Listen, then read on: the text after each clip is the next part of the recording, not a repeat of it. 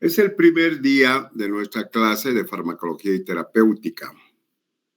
Y pues vamos a empezar con esta clase para poder enterarnos un poquito más de lo que es la farmacología. Y hablaremos un poco de historia. Historia quiere decir lo que pasó antes con la farmacología. El hombre, el humano, desde hace muchos años, miles de años, siempre ha buscado aliviar el dolor, fíjense, porque eso ha sido lo más grave del mundo, o sea, la causa más frecuente de que el hombre empezó a buscar cómo poder luchar contra el dolor. Esa fue la primera causa. Y luego sentirse físicamente mejor. Estos dos aspectos de aliviar el dolor o sentirse físicamente mejor, pues están presentes desde que el hombre, pues sus orígenes fueron, ¿no? Desde que empezaba a pensar inclusive. Por lo tanto, la farmacología es tan vieja como el ser humano.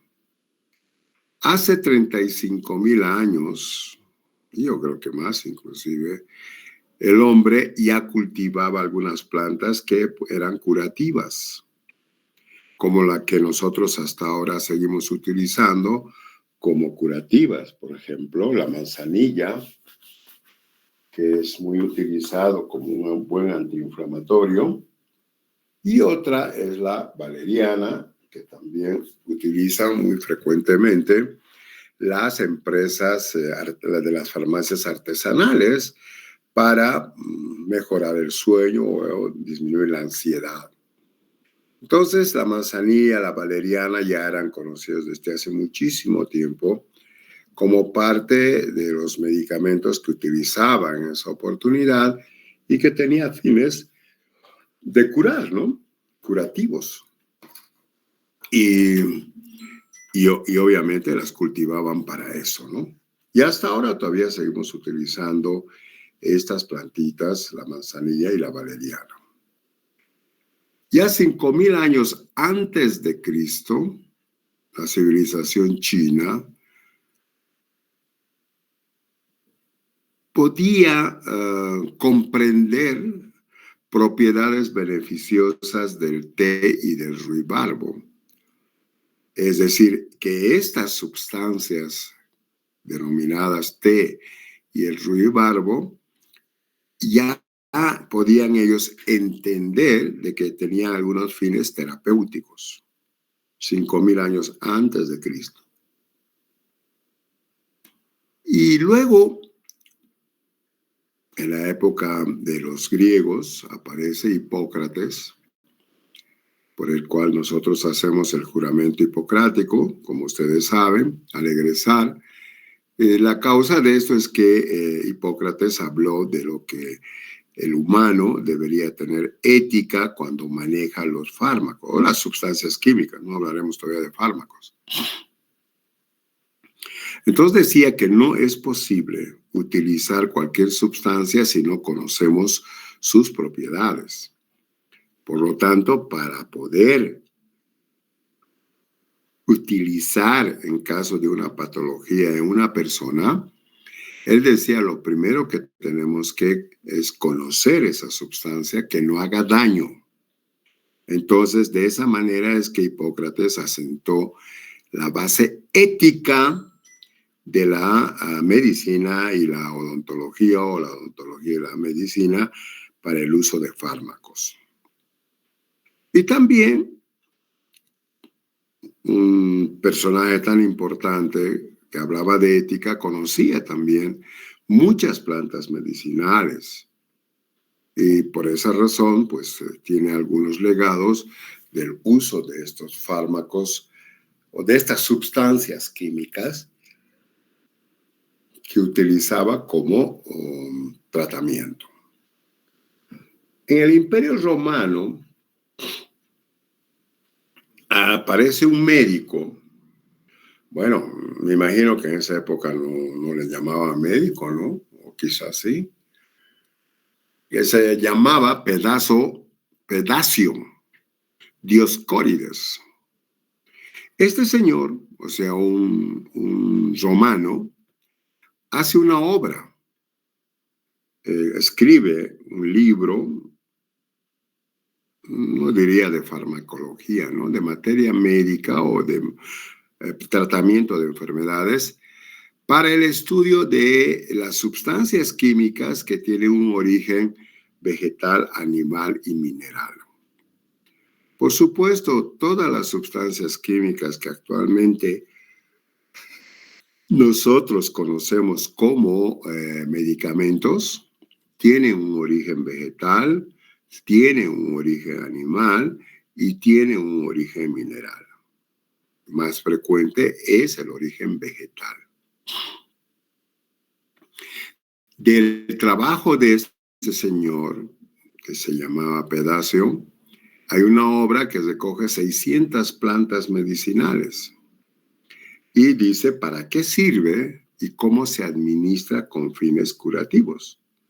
Entonces hizo una síntesis de la farmacología o de las sustancias químicas curativas obtenidas de estos reinos vegetal, animal y mineral. Pero se fijó más, digamos, en el reino vegetal. Por eso es que describió 600 plantas que tenían una función curativa. Ya en la edad contemporánea, en el año 1803, un médico, un bioquímico alemán, Serturner, aísla, dice, un principio activo de la planta denominada opio. De esta plantita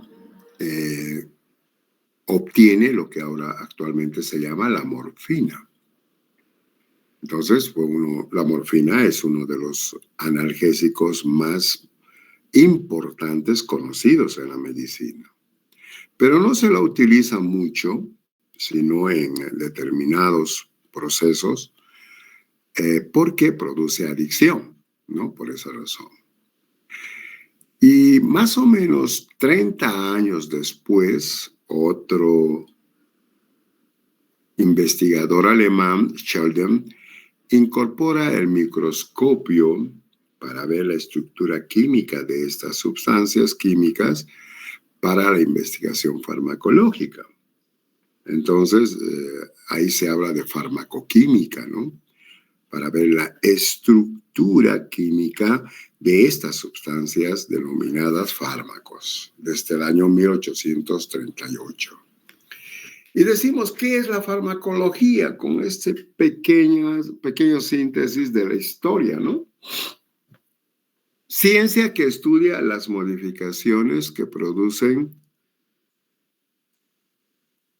las sustancias químicas en los organismos vivos. No solamente pues, en el humano, ¿no? También puede ser en los animalitos, ¿no? Son sustancias químicas que modifican el funcionamiento del organismo vivo. Cuando esta sustancia química que se utiliza es para beneficio de ese sistema o ese organismo vivo, se llama medicamento o fármaco. Aquí falta eso, ¿no? Recibe el nombre de médica cuando utilizo esa sustancia química con fines beneficiosos, ¿verdad? Cuando no cumple ninguna función terapéutica, pero se utiliza, se llama droga. Por eso es que algunos autores llaman drogadictos a aquellas personas que consumen sustancias químicas prohibidas, ¿no? Por eso viene el nombre de droga. Pues la cocaína, el fentanilo, aunque el fentanilo es un medicamento, pero en Estados Unidos se está abusando el uso del fentanilo. La cocaína, el LSD, etcétera, son sustancias que no siempre son terapéuticas y se llaman, por lo tanto, drogas, ¿no? Por esa razón es que cuando no es beneficioso para la salud, se llaman drogas, pero cuando es beneficioso para la salud, se llama medicamento a esa sustancia química. Y hablamos de la nomenclatura de los medicamentos. Hay un nombre químico. El nombre químico, pues por supuesto, con el descubrimiento del microscopio, se determinan las características químicas de la sustancia, o sea, del medicamento o fármaco. Y por eso se llama nombre químico. Y este nombre químico denota la composición y estructura del medicamento. Por ejemplo, la penicilina. La penicilina es un beta-lactámico. Perdón. Y cuando decimos beta-lactámico, nos referimos a que tiene en su estructura química un anillo beta-lactámico. Por esa razón, por lo tanto, se llaman beta-lactamasas, que sería el nombre químico de las penicilinas, porque en su estructura química tienen un anillo beta-lactámico. También existe otro nombre del mismo medicamento, que es el genérico, que es el nombre común del principio activo, que vamos a ver más allá. Es una síntesis, una abreviación del nombre químico. Vamos, el nombre común, o sea, el genérico, significa un nombre común del principio activo o un nombre abreviado del principio activo. Y la especialidad farmacéutica es el nombre comercial. Un ejemplo, diclofenaco sódico, digamos. Si digo diclofenaco sódico, es un nombre genérico. Pero ese diclofenaco sódico, cuando es sintetizado por diferentes empresas farmacéuticas, como que aquí tengo a la mano, el laboratorio Bagó le da el nombre de Clofenac Retal. Dice, bueno, Clofenac nada más, que es el mismo diclofenaco sódico. En cambio, Tecnofarma le da el nombre de Lertus. A estas denominaciones diferentes se llaman especialidades farmacéuticas o también nombres de fantasía, así dicen los autores, ¿no? ¿Y por qué es importante el nombre comercial? Porque cada empresa promociona su producto. En este caso, por ejemplo, Bagó, que me ha traído una muestra, promociona precisamente el clofenaco como diclofenaco sódico. Entonces, Bagó paga a las señoras o señores que hacen la visita médica y te dicen, doctor, compre, buenos recete para su paciente el Clofenac Zetar o el Clofenac nada más. Entonces, no te dice el diclofenaco, te dice Clofenac. Y obviamente esa promoción cuesta dinero. En consecuencia, la idea es la siguiente, que los fármacos genéricos pueden ser más baratos que los nombres o que las especialidades o que los nombres de especialidades farmacéuticas, en este caso de las empresas. No es lo mismo que yo compro un diclofenaco sódico como tal, como nombre genérico, que compre un Clofenac o un Lertus. Va a costar mucho más. ¿Por qué? Porque la empresa Bagó o la empresa Tecnofarma pues paga a los empleados, en este caso a los visitadores médicos, para hacer la promoción y por esa razón pues es más caro. Esa es una idea que les doy para diferenciar el medicamento genérico de la especialidad farmacéutica. Un ejemplo, aquí tenemos, por ejemplo, de la ampicilina. El nombre químico de la ampicilina se llama alfa-aminobensilpenicilina. Ese es el nombre químico. Pero el nombre genérico es ampicilina. En el sistema de la seguridad social no se utiliza el nombre comercial o el nombre de especialidad, sino se utiliza el nombre genérico. Para mí, si yo quiero una ampicilina, voy a prescribir como ampicilina. En la farmacia, la regente de farmacia ya le entregará al paciente pues la ampicilina con cualquier otro nombre. Eso depende de la compra que haga la regente de farmacias en su momento de acuerdo a cotizaciones. Pero ese es un ejemplo de la seguridad social y en todas las instituciones de seguridad social se recetan los medicamentos con el nombre genérico. ¿Y qué es la ampicilina aquí? Es una abreviación del alfa-aminobensilpenicilina, que es la ampicilina. Y dentro de la especialidad farmacéutica, es decir, en el mercado de diferentes fármacos y de diferentes empresas, puede haber el Amplibin, que es la misma ampicilina, el Omnipen, que es la misma ampicilina, solo que son de diferentes empresas que sintetizan este fármaco.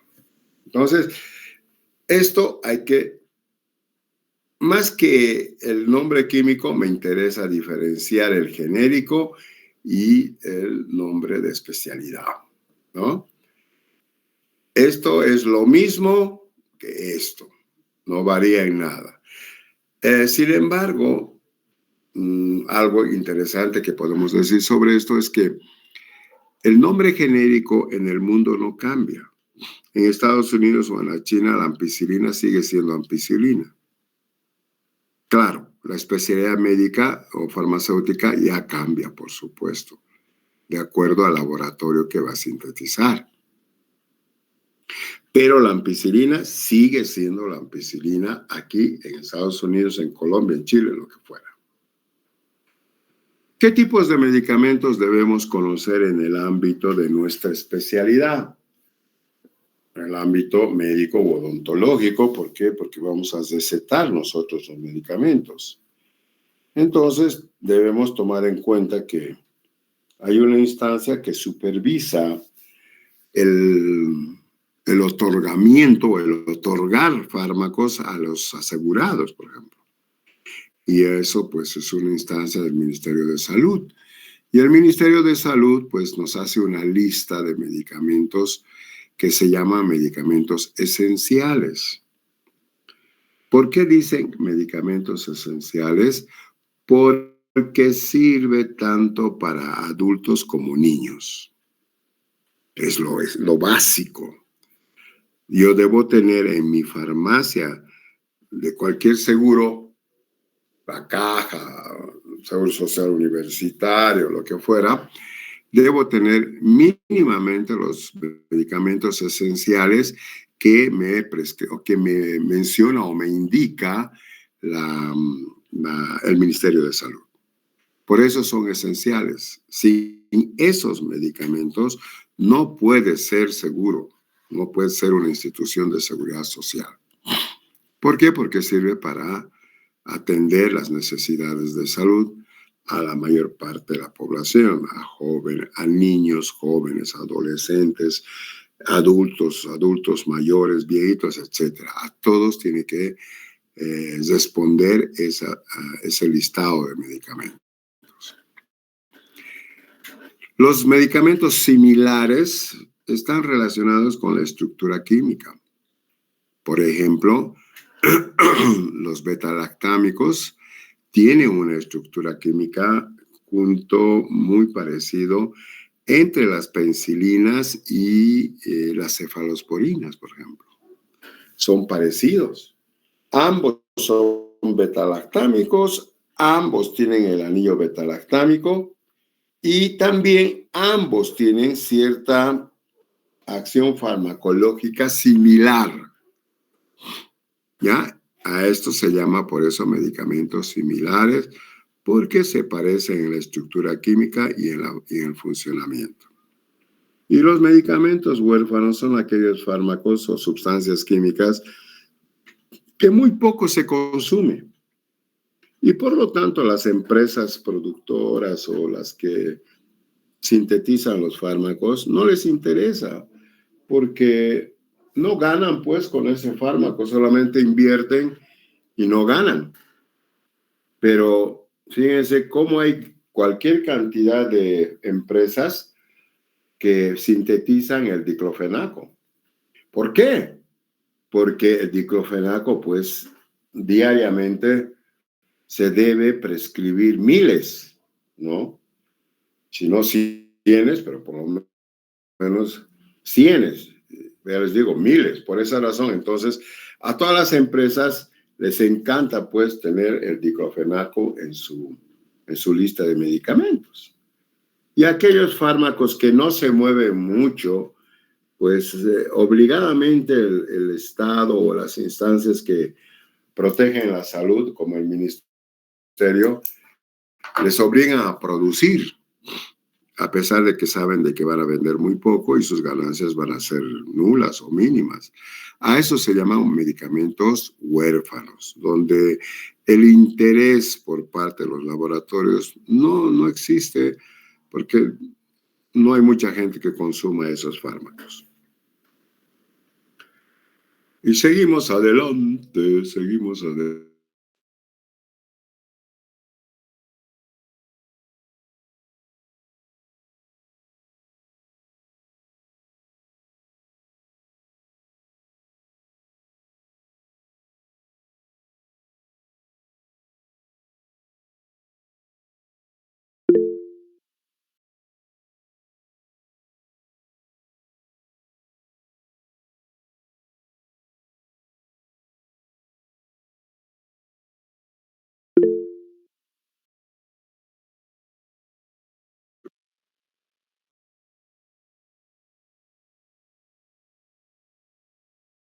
Algo ha pasado, jóvenes, pero vamos a retomar la clase un minutito. A ver.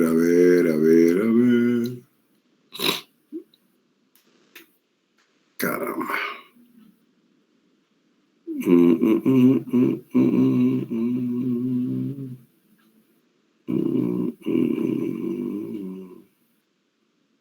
Ya.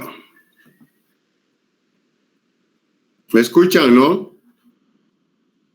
Sí, doctor. Sí, doctor. Ya. Sí, doctor. Gracias, Edita. Entonces, habíamos visto los medicamentos huérfanos que pues no les interesa fabricar o sintetizar a los laboratorios. ¿Por qué? Porque no ganan dinero. Por eso se llaman huérfanos. ¿Cuáles son las áreas de la farmacología? Los dos primeros son importantes, jóvenes. Recuerden, son preguntas hasta de examen. ¿Qué es la farmacocinética? Fíjense lo que dice la respuesta, bien sencilla. Lo que el organismo hace con el fármaco o con la sustancia química. ¿Qué quiere decir eso? Que el organismo tiene capacidad de actuar sobre la sustancia química que puedes tomar o que te pueden aplicar en forma de inyectable, etc. Y esa capacidad que tiene el organismo sobre el fármaco es para ir desintegrándolo, para eliminarlo. ¿Se dan cuenta? Entonces, gracias a la farmacocinética, yo no estoy borracho por lo tanto un mes. Hoy en este momento puedo estar borracho, pero mañana ya voy a estar sano. ¿Por qué? Porque mi organismo ha eliminado el alcohol o lo ha destruido al alcohol. ¿Por qué tomo medicamento hoy en la noche y luego mañana debo tomar otra vez en la noche porque mi organismo ha destruido ese medicamento y hay que tomar otra vez mañana en la noche. A este proceso se llama farmacocinética. La capacidad del organismo vivo para destruir, para anular el fármaco o sustancia química denominada medicamento. Y la farmacodinámica es a la inversa de la cinética.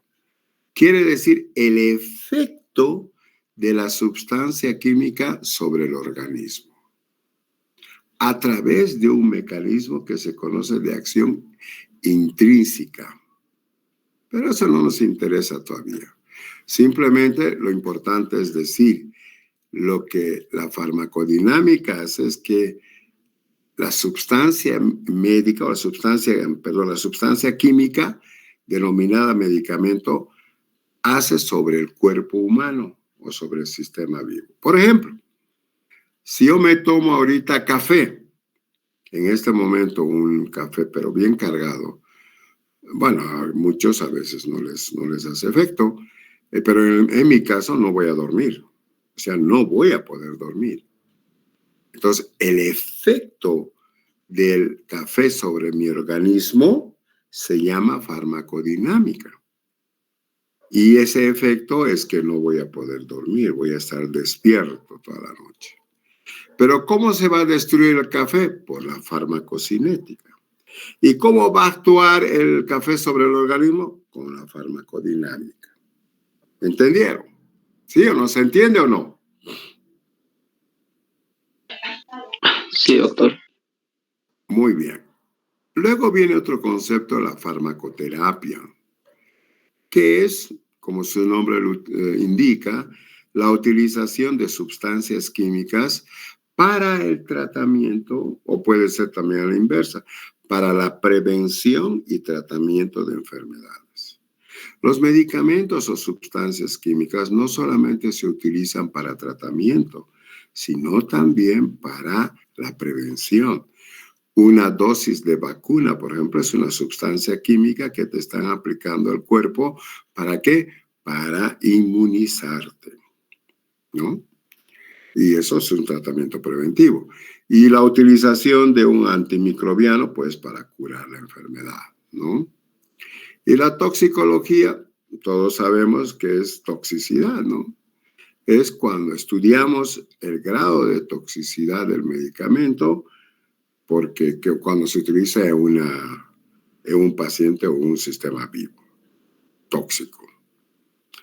Y la farmacognosia, dice, es el estudio de los medicamentos o de las sustancias químicas a partir del reino animal, vegetal o mineral.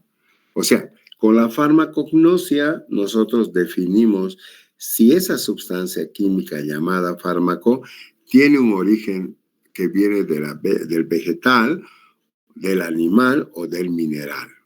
Esa es la farmacognosia. ¿Cómo se investigan nuevos fármacos? ¿Para qué sirve investigar? Para sacar unos mejores, pues, ¿no? Si nos quedáramos con los mismos fármacos de muchos años, pues muchas enfermedades quizá no se hubieran curado, ¿no? Sino que cada año el sistema de salud en el mundo o los laboratorios en el mundo, pues hacen un estudio para la investigación y síntesis de nuevos medicamentos. Y este proceso llamado síntesis del fármaco se inicia con lo que se llama farmacología experimental. Y dentro de la farmacología experimental está la fase 1, está la fase 2, está la fase 3 y la fase 4. A estos 4 pasos para poder sintetizar un fármaco se llama farmacología experimental. Primero tiene que haber un estudio de la farmacología en humanos, de ese fármaco, de esa sustancia química que voy a investigar. Debo hacer luego un ensayo clínico inicial Luego debo hacer en la fase 3 un ensayo clínico comparativo y luego, aún teniendo la seguridad de que no tiene ningún efecto nocivo, tengo que hacer un mercadeo controlado. ¿Qué quiere decir? Que controlo en el mercado qué efectos más tiene en el embarazo, en los viejos, en los niños, etcétera. A eso se llama mercadeo controlado por 1 o 2 años. Y después de 100, si no existe ningún efecto, entonces sí se puede hacer una venta de medicamentos sin restricciones, obviamente con el recetario correspondiente. En este proceso de la farmacología experimental, la fase 1 significa la utilización de la sustancia química en voluntarios, aumentando progresivamente la dosis para determinar primero cuál es la máxima dosis de seguridad. Si yo quiero inventar un analgésico, quiero hacer farmacología experimental con un analgésico para el dolor de cabeza. Ya. ¿Qué tengo que hacer primero? Dar en la fase 1 a un ciudadano, un voluntario, que tome 1 gramo, 2 gramos, 3 gramos, 4 gramos. Pucha, a los 5 gramos, pues hay toxicidad, ¿no? Ese ciudadano que está como voluntario dice, no, yo estoy mal, me siento mal, tengo que vomitar, etcétera, etcétera. De esa manera se determina la dosis tóxica. O sea, no, este medicamento no debe pasar de 2 gramos al día. Porque si vamos a pasar de 2 gramos al día, pues aparece efectos tóxicos. Entonces, esa es la primera fase de la farmacología experimental. En la fase 2 hay 2 subfases. Primero es la administración a pacientes seleccionados, ¿verdad? La fase 2 temprano es propósito investigar cuáles son los efectos colaterales, toxicidad y posibles daños terapéuticos. Una vez que yo pase la fase 1, pues sí, voy a ver cuál es la dosis adecuada, cuál es el rango terapéutico, no me debo pasar de esta dosis, tampoco debo dar menos de esa dosis. A ver, un ejemplo. No me debo pasar de 2 gramos, por ejemplo, para un determinado medicamento. Pero tampoco puede ser menos de 1 gramo, porque si es menos de 1 gramo no me sirve de nada. O sea, no tiene efecto ese fármaco. Entonces estoy definiendo el rango terapéutico. En la fase 2 tardía, determina ahí la eficacia del fármaco para reducir las manifestaciones clínicas de una enfermedad. Y compara con otros fármacos que existen ya en el mercado para determinar si el que está sintetizando es mucho más eficaz que el otro. Porque si es lo mismo, no justifica investigar, pues. A ver, les voy a dar un ejemplo. Pónganse supuestamente el paracetamol. El paracetamol calma el dolor de la cabeza, digamos, un 80% ya de la población. Pero yo estoy sintetizando, estoy haciendo farmacología experimental para llevar al mercado un otro fármaco que sea pues mejor que el paracetamol. Porque si va a ser menos que el paracetamol o igual, no me sirve, pues, ¿para qué voy a investigar? Continúo nomás con el paracetamol. Si tiene efecto menor que el paracetamol de un 80% de analgesia en el cerebro, pues está bien, no justifica la investigación. Pero si tiene un efecto más del 80% en relación al paracetamol, sí justifica la farmacología experimental. Por eso se dice que tengo que comparar la eficacia con otros medicamentos similares para continuar la investigación, si no, ¿para qué voy a continuar? Solamente voy a gastar dinero en vano. Y la fase 3 hay una prueba clínica comparativa, doble ciego. ¿Qué quiere decir? Se da un medicamento a un grupo y al otro grupo no. Entonces se hace una comparación. Y fíjense que el aspecto psicológico es importante. A aquellas personas que solamente se les da el placebo pueden tener un efecto analgésico. Ellos piensan de que están tomando un analgésico. Por eso se tiene que comparar. Y también aquel medicamento que estoy investigando, que quiero sintetizar, tiene que ser superior al placebo. Con el placebo, dicen los autores, se puede calmar el 40% de los síntomas que nos aquejan. Entonces, si mi fármaco que estoy averiguando no supera el 40%, estoy averiguando en vano y gastando plata en vano. Entonces, tengo que llegar a un 80-90%. Y finalmente, la fase 4, solamente voy a hacer una venta vigilada en los lugares determinados para inclusive ajustar la dosis y no tenga efectos sobre los niños o las embarazadas o en personas que tengan mucha edad. Dicho esto, entonces entramos ahora a la farmacocinética. Farmacocinética son todos los medicamentos, tienen características comunes. O sea, vas a tomar, te van a aplicar en inyectable, lo que tú quieras. Todos estos medicamentos tienen características comunes en el proceso de destrucción, dicho de otra manera. Y a este proceso se llama LATME. L quiere decir liberación. A quiere decir absorción. D quiere decir distribución. M quiere decir metabolismo y la E quiere decir excreción. Entonces, estos pasos que tiene que sucederle al medicamento, que son 5, L, A, D, M, E, esos 5, pues tienen que lograr anular el efecto del medicamento. Uy, perdón un minutito.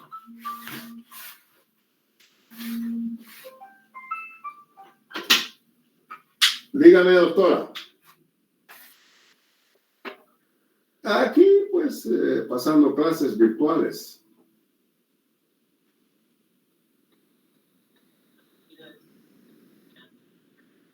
Su institución. Claro, claro. Ojalá.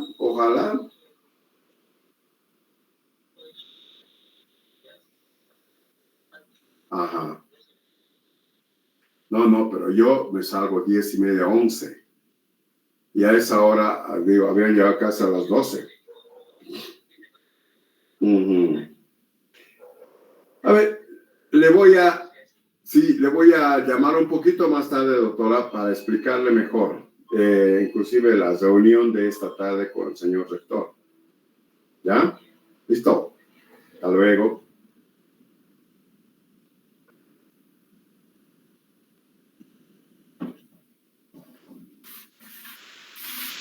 Bueno, entonces todo este proceso LATME es la farmacocinética. Para que se produzca el proceso de anulación del efecto farmacológico, debe pasar esa sustancia química por numerosas barreras biológicas antes de llegar al receptor. ¿Qué quiere decir? El receptor es el lugar donde va a actuar el medicamento. Si es un analgésico, si es un antibiótico, etcétera, tiene que llegar hasta la célula. Siempre recuerden eso, chicos. Tiene que llegar a la célula. Porque si no llega a la célula, o a las células en este caso, no se va a producir el efecto farmacodinámico. Y para llegar hasta las células, primero, fíjense, si yo me tomo un medicamento en este momento, cualquiera sea el diclofenaco, lo primero que tiene que pasar es la barrera de la mucosa gástrica. La mucosa gástrica no permite el paso, bueno, parcialmente permite el paso de los medicamentos, siempre disminuyéndoles en cantidad y calidad. Ya vamos a ver cómo. Para llevar, una vez que atraviesa la pared gástrica, llega a la sangre. Y en la sangre, nuevamente, tiene que superar otras barreras. A eso se llama, pues, una acción farmacocinética también, porque el pobre medicamento es como, a ver, les explico. Yo mando 100 soldaditos a pie hasta el Chapare, que vayan caminando. ¿Ustedes creen que van a llegar los 100 soldaditos a pie al Chapare? No van a llegar. Van a llegar 60, 70, 80, ya. ¿Y qué pasó con los 20? Se quedaron en el camino porque se cayeron, se fracturaron, se luxaron, les dolía la rodilla, el pie, etc. Les daba mareos, tantas cosas. A ese proceso es porque aquí te está diciendo, para que el fármaco llegue hasta la célula para tener efecto, tiene que pasar por numerosas barreras biológicas. Es como ir a pie al Chapare, eso. Cada vez se hace menos soldaditos que están llegando al Chapare. ¿Por qué? Porque han sufrido múltiples situaciones en el camino. Y ahí está, miren, esta es la circulación sanguínea, este es un esquema, ¿no? La liberación del medicamento en la mucosa gástrica. Se absorbe en la mucosa gástrica, entra y pasa a la circulación sistémica, a la sangre. Y en la sangre existe el fármaco libre, pero ese fármaco libre a veces se une con las proteínas. O finalmente pasa a los reservorios tisulares, aquí, donde dice reserva tisular. O finalmente pasa a los sitios de acción de receptores, donde realmente necesitamos que haga el efecto. Una vez que llega a los receptores donde quiero que el fármaco tenga efecto, como analgésico, como antiinflamatorio, como antimicrobiano, etcétera, retorna nuevamente a la circulación sanguínea, ya no en forma de fármaco, sino no en la forma original, sino ya metabolizado, pero ya ha producido su efecto. Y ese fármaco es eliminado, una vez que llega acá a la circulación sanguínea, la biotransforma. ¿Para qué sirve la biotransformación? De destruirlo y convertirlo en desechos. A esos desechos se llaman metabolitos y los metabolitos se excretan por el riñón, se eliminan por la orina. Pero no todos los fármacos se metabolizan y se excretan, sino también algunos fármacos directamente se excretan de la sangre. Aquí, como estamos viendo esta flecha, ¿no? No ha llegado este fármaco libre ni al reservorio ni al órgano diana, o sea, a la célula donde tenía que hacer el efecto, sino que se va directamente a la excreción. Entonces hay una diferencia. Algunos fármacos son eliminados a través del riñón directamente y otros por previo biotransformación. Quiere decir biotransformación, convertir en metabolitos. La liberación se produce en la mucosa gástrica. Cuando yo tomo una tableta, se desintegran los gránulos, se desagregan las tabletas o cápsulas. Y cuando doy en ampollas, se produce un proceso de disolución que produce tal liberación y se convierte en soluciones o partículas. Entonces, todos estos elementos, estas palabras que estamos utilizando en rojo, se llaman liberación del fármaco, del principio activo del fármaco, que muchas veces inclusive está en una cápsula. Una cápsula nada más es un envolvente de la sustancia activa, tipo gelatina seca. Entonces, esa gelatina se disuelve y se libera el principio activo. ¿Alguna vez han visto una capsulita? Hay unos granulitos de color rojo, amarillo, verde, etc. Esos granulitos son el principio activo, pero están dentro de la cápsula. Y eso tiene que desintegrarse la capsulita para que los gránulos tengan efecto. La absorción, el paso de la mucosa gástrica a la circulación sanguínea. Existen varios factores que influyen. La vía de administración, claro. Cuanto más eficaz es cuando yo doy directamente en la sangre, ¿no? Por vía endovenosa. Y cuanto menos se absorbe es cuando yo doy por vía oral. ¿Por qué? Porque en la vía oral están los alimentos o fluidos, ¿no? También puede ser por la dosis del medicamento. Una dosis baja, pues va a absorberse en poca cantidad. Luego, la superficie de absorción.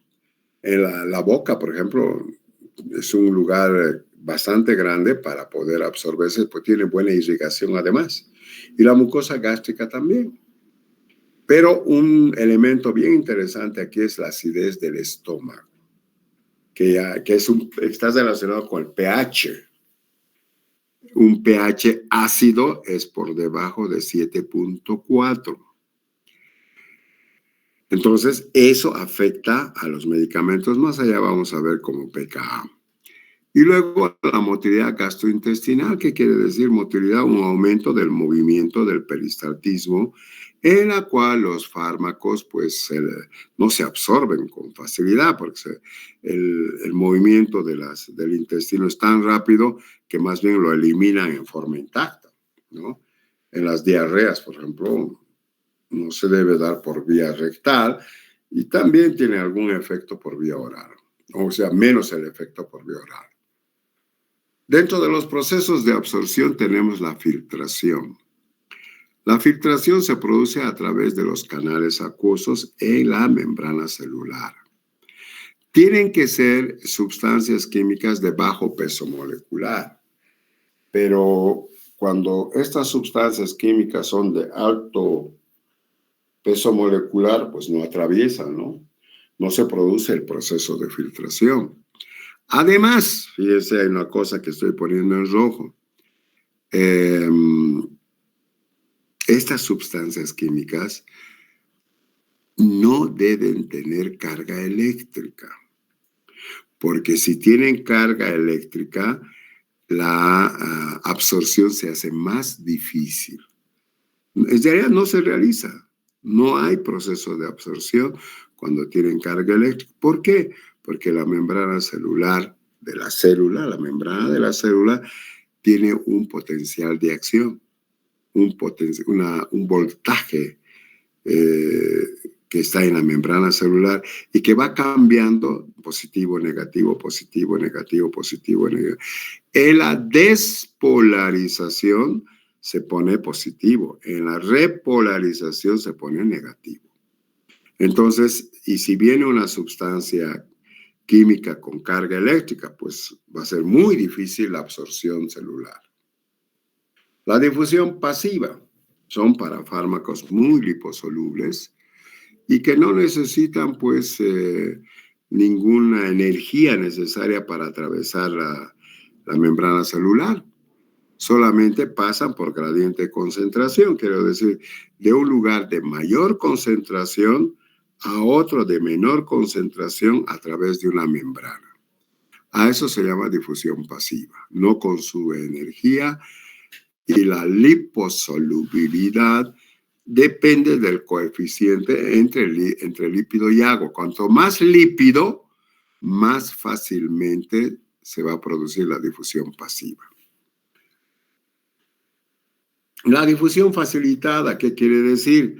Que para pasar o atravesar la membrana celular de una célula necesita una sustancia que debe unirse en la parte externa de la membrana para luego unirse y entrar con ella, atravesar la membrana y liberar al interior de la célula.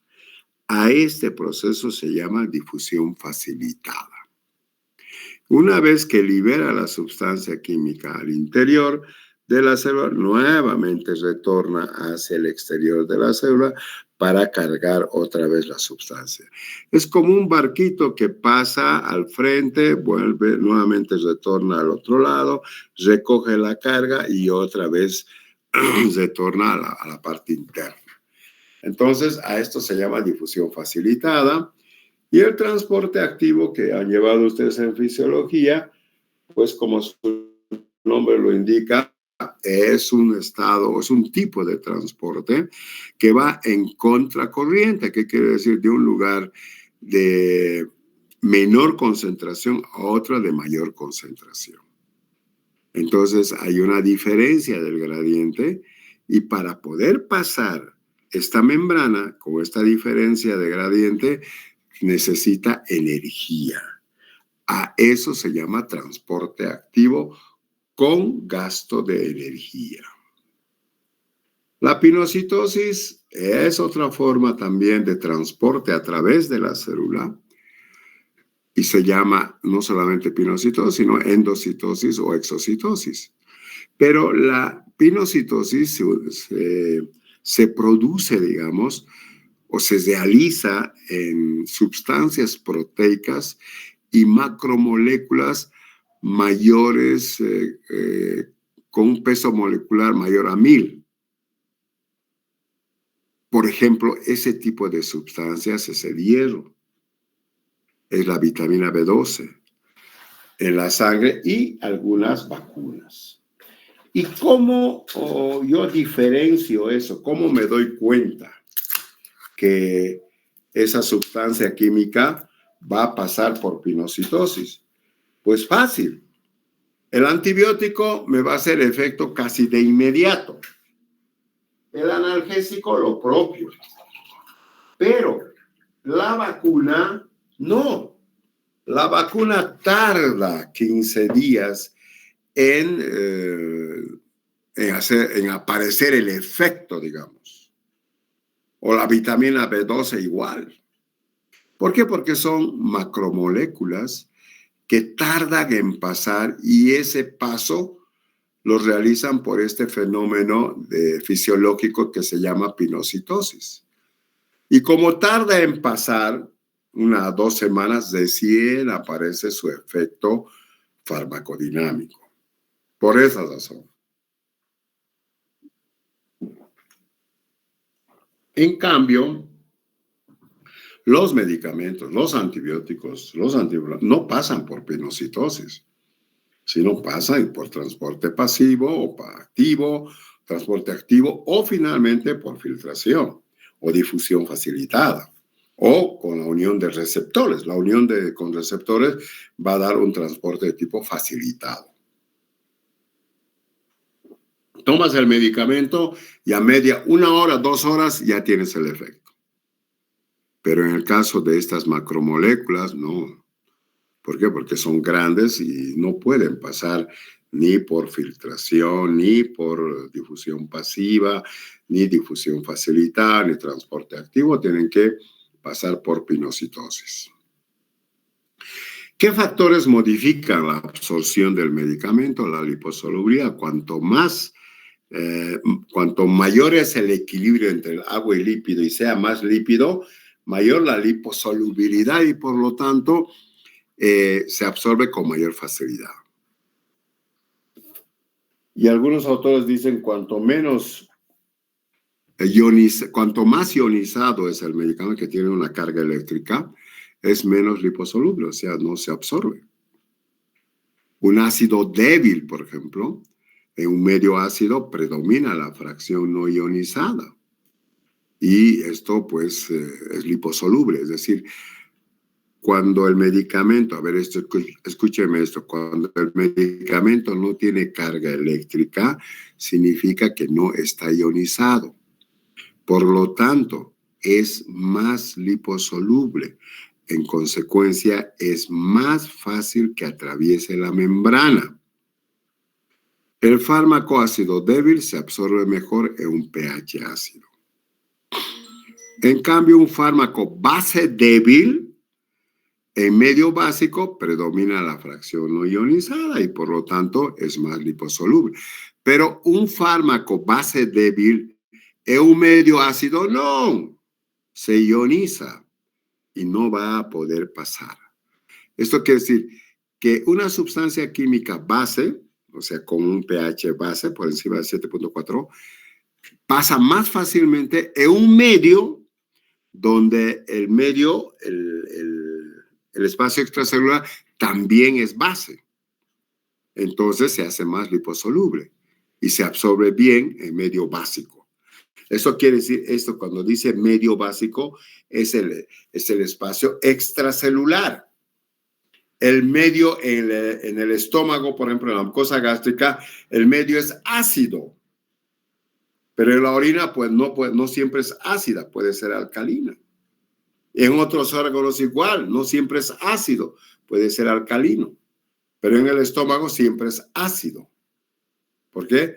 Por el potencial por la concentración de iones de hidrógeno por debajo de 7.4. Y aquí viene este fenómeno interesante que se llama el pKa. Atiéndanme esto, por favor. ¿Qué es el pKa?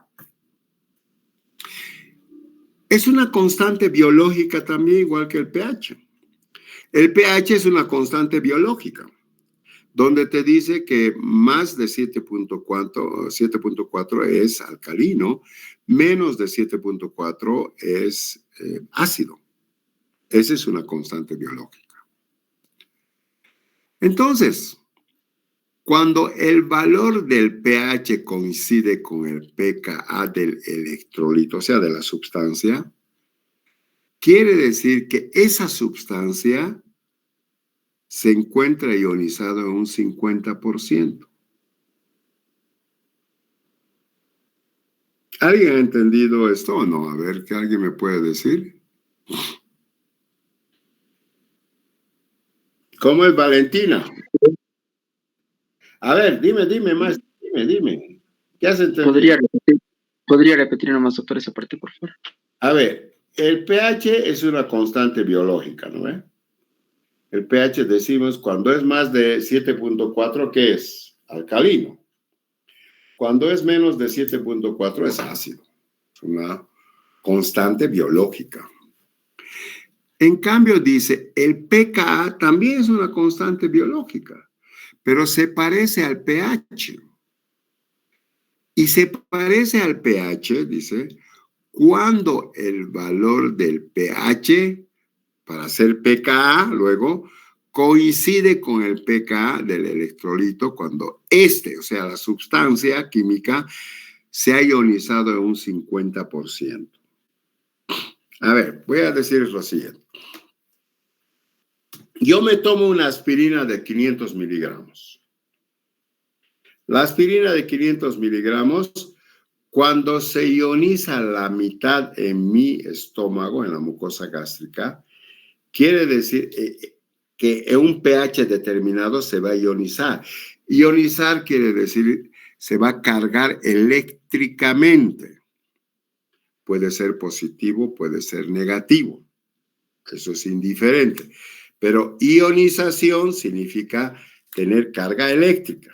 Entonces, la aspirina, la mitad, 250 miligramos, tiene carga positiva o negativa, y la otra mitad no tiene carga positiva ni negativa. Entonces dice, ese valor del pH en la cual se ioniza el 50% de la aspirina se llama pKa. A ver, vamos a ver, creo que hay un ejemplo. A ver, se encuentra en dos, fracción ionizada y ionizada. Claro, porque cuando la mitad de la dosis se ioniza, es una fracción ionizada. Cuando esa otra, la mitad no está ionizado, se llama fracción no ionizada. Entonces, cuanto menor sea el grado de ionización, tendremos mayor cantidad de fracción no ionizada. Y, por lo tanto, mayor será la velocidad de absorción del medicamento. porque ya hemos dicho que la fracción ionizada no se absorbe o se absorbe muy difícilmente. De estos dos, de esto, que dice fracción ionizada, y de esto, la fracción no ionizada, lo que nos sirve es la fracción no ionizada, la que se va a absorber, porque es más liposoluble y difunde con mayor facilidad. En cambio, la fracción ionizada hidrosoluble tiene muy poca difusión. ¿Por qué? Por la carga eléctrica, porque esto está ionizado. Puede ser negativo o positivo. Ahora, veamos el ejemplo. ¿Por qué digo que la aspirina tiene un pKa de 3.5? Miren, en el jugo gástrico el pH es 1.4. Quiere decir una ionización que cuando la aspirina llegue a la mucosa gástrica se va a ionizar muy poco, porque el pH es 1.4, muy bajo. Porque ya los autores han determinado que el pKa de la aspirina es 3.5. ¿Por qué? ¿Por qué es 3.5? Anoten en su texto o en su libro, lo que sea. ¿Por qué han dicho que la aspirina tiene un pKa de 3.5? Porque en un pH de 3.5 se ioniza la mitad de la dosis de la aspirina. Si he tomado 500 miligramos, se va a ionizar 250 miligramos. Y solamente voy a tener una fracción difusible, no ionizada, de 250 miligramos. Entonces, si yo ya sé eso, ya está definido, en el jugo gástrico el pH es de 1.4. En consecuencia, se va a ionizar muy poco. Porque si aquí hubiera sido 3.5 aquí, donde estoy marcando, están viendo, ¿no? En 1.4. Si eso hubiera sido 3.5 como se hubiera ionizado la mitad del 50%. Pero como el pH es 1.4, no se ioniza el 50%, sino menos del 50%, porque una sustancia ácida en un medio ácido se ioniza muy poco. Entonces, si en 3.5 de pH se ioniza el 50% de la aspirina, en un pH de 1.4, como dice acá, solamente se ionizará más o menos, me imagino, como 3/4 partes. Es decir, unos 100 a 120 miligramos nomás se va a ionizar. Lo demás va a ser una fracción difusible. Eso quiere decir que se va a absorber mayor cantidad. Por lo tanto, la ventaja de la aspirina es que se utilice un medio ácido porque se ioniza menos y la fracción libre difusible es mayor. Pero en la vellosidad intestinal, fíjense, ya el pH ha cambiado. O sea, nos está diciendo el estudio de todo el tracto gastrointestinal. Y como aquí dice la aspirina es 3.5 y aquí en la vellosidad intestinal el pH es 5.5, se ioniza más. Al revés de lo que sucedió aquí. Aquí se ioniza solamente 100 miligramos de los 500. Y en este pH de 5.5 se va a ionizar 400 miligramos de la misma tableta de 500 miligramos de aspirina. Y me voy a quedar con una fracción de difusible de 100 miligramos. O sea, menos cantidad. Aquí peor. En un pH de 6 a 7 voy a tener una fracción difusible de 50 miligramos. Menos de 100 todavía. Y aquí a nivel de plasma sanguíneo, todavía menos voy a tener una fracción difusible de aproximadamente 50 miligramos. nada más, porque se va ionizando el fármaco, que era su pKa. Miren, ¿qué quiere decir el pKa? Que a 3.5 de pH se ioniza el 50%, y aquí a 7.4 es casi el 100% se ioniza, ¿no? Bueno, me interesa que lean esto, por favor, chicos, para que entiendan mejor esta transparencia donde dice la ciprofloxacina tiene un pKa de 6.9, 0.9, hasta 8.74. La penicilina, mira, 2.5 a 3.1. La amicacina, 7.5 a 8. La gentamicina, de 8.4. La norfloxacina, 9.2. ¿Qué quiere decir eso? Por ejemplo, en el ámbito de la farmacia, en el ámbito de la venta de medicamentos, no hay gentamicina por vía oral. Esto no hay. ¿Por qué no hay por vía oral? ¿Por qué no hay por vía oral? ¿Por qué no hay inclusive esto? Pero importantemente estos dos. ¿Por qué no hay en tabletas, en comprimidos o en cápsulas? Porque se ionizan completamente y no hay nada que se pueda absorber. Porque el pKa de la amicacina y gentamicina es muy, muy alcalina. Bien. A ver.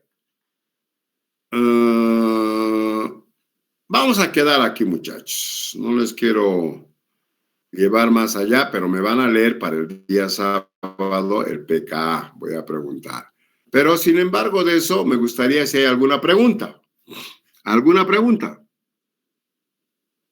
Dime. ¿Alguien quiere Doctor, preguntar? Dime. Te escucho. quería saber un poquito acerca de las transaminasas anormales, básicamente porque eso ocasiona, no sé si antes me mencionó el ejemplo del paracetamol. Bueno, a ver. Las transaminasas es una degradación de las células. Por eso es cuando se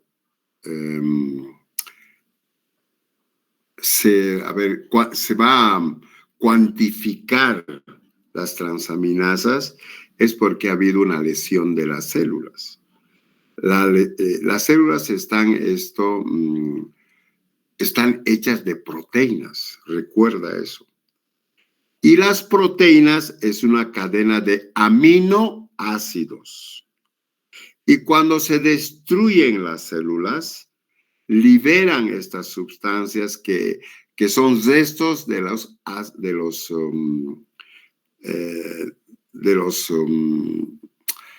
aminoácidos. Por eso se llama transaminasas, ¿no? Que son enzimas que destruyen a estas sustancias químicas que forman las proteínas.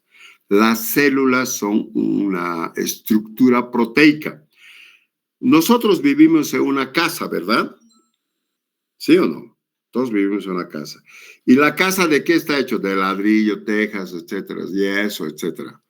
En cambio, la casa de la célula y todos sus organelos adentro, por ejemplo, el aparato de Golgi, el núcleo, la membrana nuclear, los nucleolos, los ribosomas, el ADN, los cromosomas, todos son sustancias proteicas que se sintetizan a partir de los aminoácidos. Y las transaminasas son las que destruyen estos aminoácidos y puede aparecer cuando hay una lesión tisular en cualquier órgano. Es más frecuente en el hígado, ¿no? Ese es un medidor de lesión tisular.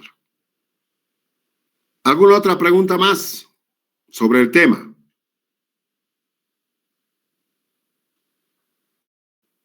Bien. Doctor, Dime.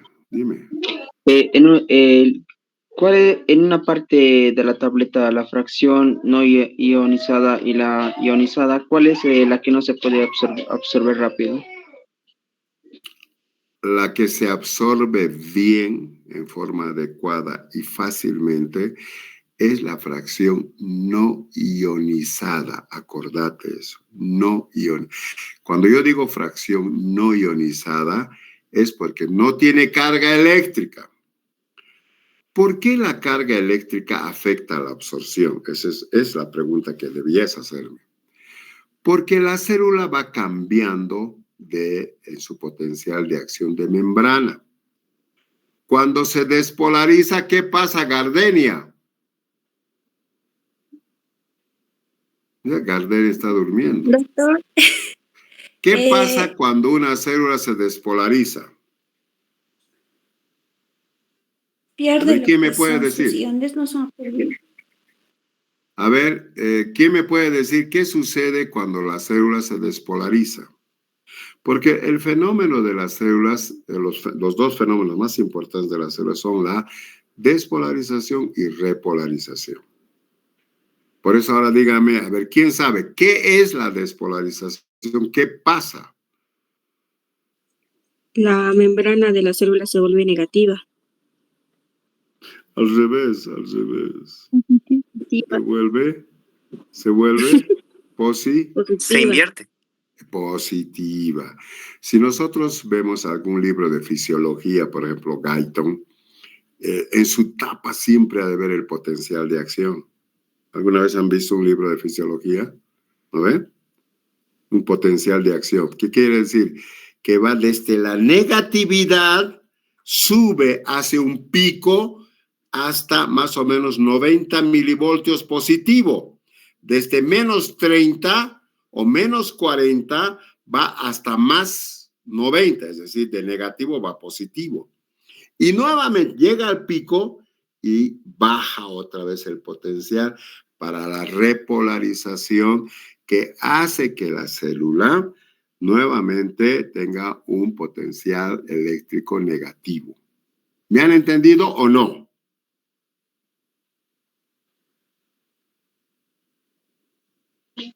No tanto, doctor. Pero eso lo has llevado en fisiología, hermano. La despolarización cambia el potencial de membrana de negativo a positivo. La repolarización cambia el potencial de acción de positivo a negativo. Y a eso se llama inclusive hiperpolarización cuando se hace muy, muy negativa. Entonces, este cambio de polaridad de positivo a negativo hace que las sustancias químicas ¿Cuál es la ley universal de cargas? Richard Mamani, ¿cuál es la ley universal de cargas? Signos iguales se atraen, signos diferentes Eso, se repelen. a ver, un rato. A ver, ¿cómo has dicho? Signos iguales se atraen, signos diferentes se repelen. No, signos iguales se repelen. ¿Estamos? ¿Me están entendiendo o no? La ley universal de cargas eléctricas dice, signos iguales se repelen y signos desiguales se atraen. ¿Cómo vas a decir que negativo se va a atraer con negativo? No. Positivo con positivo no se atraen. Se atraen negativo con positivo. ¿Me entiendes o no? ¿Sí o no? Sí, doctor, ya te entendí. Ya. Ahora sí, si la membrana celular va cambiando negativo, positivo, cada dato está cambiando. Y yo tengo una sustancia química que es negativa, ¿no? Entonces, si mi carga eléctrica de esa sustancia es negativa, en el momento en que la membrana se convierte en positivo, lo atrae. Pero nuevamente cambia la membrana, llevando a la repolarización y cambia a negativo y la repele. O sea, es como un ping-pong. ¿Te das cuenta? En un momento la atrae y en otro momento la bota. En un momento la atrae, en otro momento la bota. Por esa razón, las sustancias ionizadas que tienen carga eléctrica no son difusibles. no pasan la membrana, no pueden pasar la membrana celular. En cambio, aquellas sustancias químicas que no tienen carga eléctrica son difusibles, porque no les importa. O sea, no son positivos ni son negativos. Pueden atravesar sin ningún problema. ¿Alguna otra pregunta? Bueno, por eso lean, muchachos. Su conocimiento de fisiología tiene que estar al hilo, porque si no, pues, oye, vamos a tener que recordar de fisiología, ¿no? Y eso ya han pasado el anterior semestre. Bien, entonces, quedamos en este tema y vamos a entrar con biodisponibilidad el día sábado a las 9 en punto. ¿Listo, jóvenes? Hasta el sábado ya saben cómo ingresar, etcétera y etcétera. Hasta luego. Buenas noches. Que descansen. Hasta luego. Buenas noches. Ay, no, se ha de salir. ¿Dónde está? Sí. Se ha salido, le quería decir que me cambie de grupo. ¿Por qué? Muy caro.